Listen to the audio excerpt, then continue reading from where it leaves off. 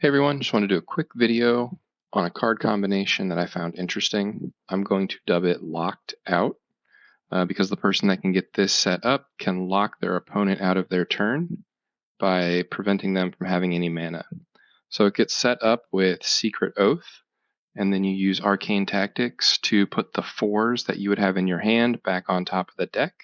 So that way when your opponent draws their 3 mana at the start of their turn, they're going to draw those 4s and then they're going to come right back to you. The key to getting it set up and making it repeatable is to have one of 2 cards. That would be Silent Support or Sneaky Deal. If you can get one of those, when it comes back to your turn and you have your cooldown, Arcane Tactics would still have 1 mana on it, and you can peel that mana off and then recast it and immediately put those 4s back on top of the deck. So you'll see here that Arcane Tactics gets cast.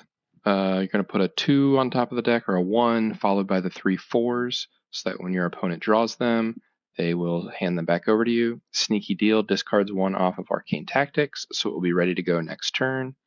Go ahead, discard a 3 to do some basic attack damage.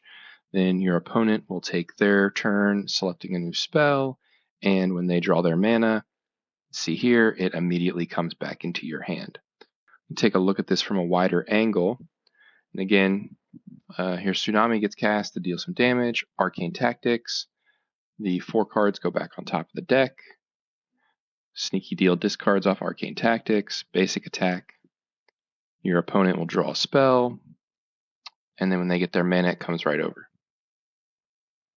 So then on your turn, you are free to deal whatever damage you want. In this case, recasting Secret Oath, discarding off Tsunami to cast that again, deal some damage. Arcane Tactics to put the 4s back on top of the deck, deal some damage with Hoodwink, do a basic attack.